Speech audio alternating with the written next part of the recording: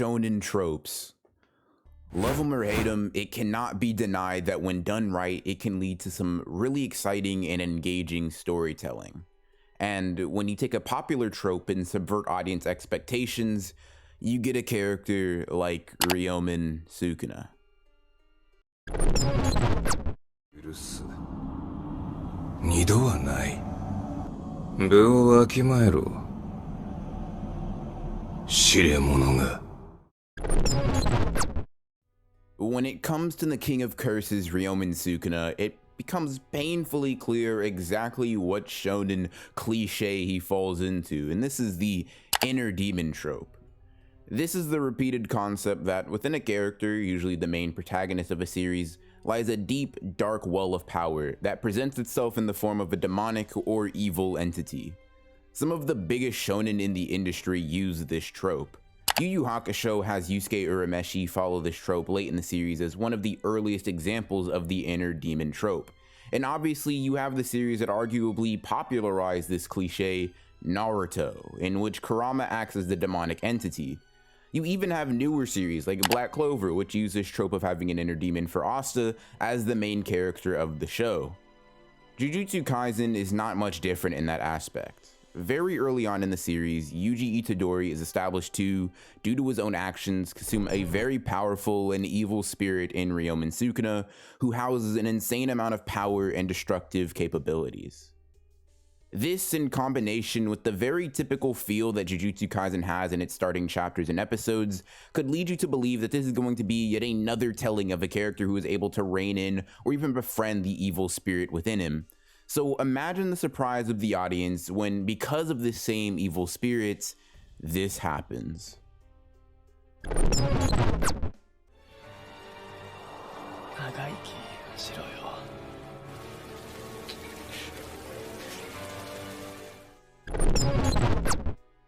This is where I and everyone else who had been watching the series up to this point realized that Sukuna may be a bit different than any other demon we've seen in shonen before. Unlike with the demons of the past, we can see several things that differentiate Sukuna from other demons. The primary one that leads to all of the other more smaller changes is his character, or should I say the fact that he in and of himself is one. When you look at other series that try to pull off this inner demon trope, with the exception of Yu Yu Hakusho, the demon itself is rarely ever presented to be the main antagonistic force to the character of that universe. Kurama is harmful to Naruto, but at no point in the series is Kurama portrayed to be an arc's main antagonist. He is more of a hurdle for Naruto to clear in his journey rather than a wall for him to overcome or break down. Asta is in a very similar boat with the demon that resides within him. While demons as a concept and as a species are shown to be main antagonistic forces within the series, the one that uses Asta as a host never really is. It's more of a minor bump in the road in comparison to a major confrontation that Asta faces on an arc-to-arc basis. Even Meliodas, a character whose inner demon is simply his own power that's been restricted, has his demonic power used as a tool to push the narrative and his character, rather than the demon itself being a true character for him to coexist and clash with. Ryomen Sukuna, however, is a completely different beast. 言ったはずだぞ。二度はないと。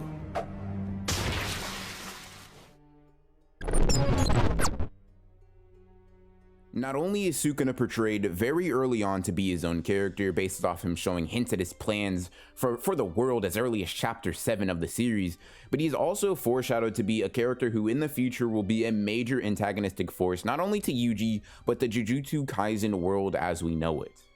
The reason this is, at least in my eyes, a major subversion of a pretty common and possibly shallow trope is because of the simple but pronounced shift from tool to character. Other demons in the story, while having themes and ideas that they push forward, are primarily tools to be used by the main character to push forward not only their development, but the development of the plot and story and narrative. Sukuna flips this completely on its head.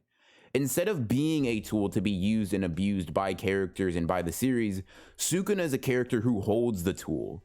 He is the one who manipulates other characters in the world around him to his very whim. Sukuna is no plaything. Sukuna cannot be convinced to be good. Ryomen Sukuna cannot be reasoned with using emotion or pleading. He is cold, a calculating antagonist that has been setting up his plans in the very background of the world since he was revived in Yuji's body. This very simple change makes him stand out from other demons in shonen because he is actually portrayed and shown to be a person with his own motivations and agency. This agency also leads to another massive differential that is pretty prominently shown when directly contrasted with other shonen series. In order to show you and not just tell you what this difference is, let's take a look at a couple of choice main characters who embody this trope very well. Yuji and Naruto. I'll use these two to illustrate my point to the fullest. I'm going to merely go over how many times each character's inner demon has come out and either helped them in a tight spot power-wise, or only been there to give the characters a power boost without accomplishing any goals that they themselves as a character had. First, let's take a look at the one who popularized this trope, Naruto. In the very first episode, we see that Naruto's rage allows him to produce 1000 shadow clones hours after learning it. Considering the fact that in other cases when not enraged he doesn't and isn't able to produce nearly as much, it's most likely that Kurama's chakra is used in this instance. In the Land of Waves arc, when Sasuke is nearly killed by Haku, Naruto loses his mind and unleashes a ton of visible Kurama chakra and continues to beat down Haku with Kurama's character, adding nothing nor displaying personal motivations. In the Forest of Death, as Orochimaru attacks Sasuke with his sixth summoning, Naruto displays more of Kurama's abilities and stops the snakes in its track, once again showing no form of character or plans of his own. In his battle versus Neji, he uses Kurama chakra once more, and once he's on the back foot in order to clash and compete with Neji.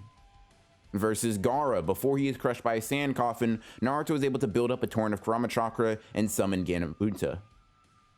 During the Sasuke retrieval arc, we see a very small glimpse of Kurama chakra shown as Naruto is chasing down Sasuke in order to bring him back to the village.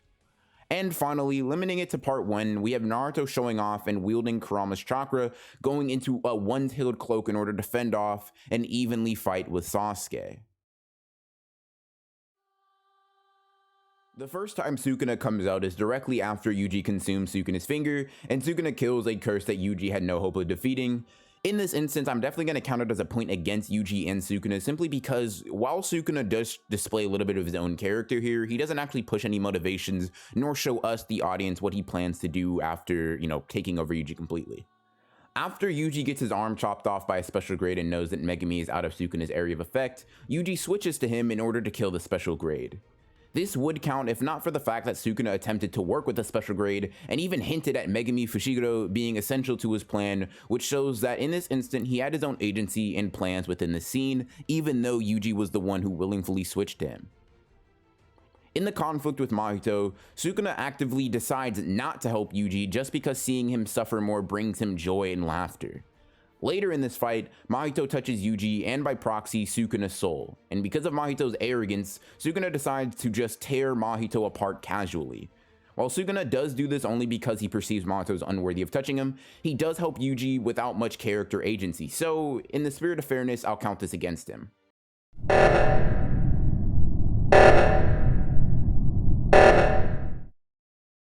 The final time in the series thus far comes from the Shibuya arc.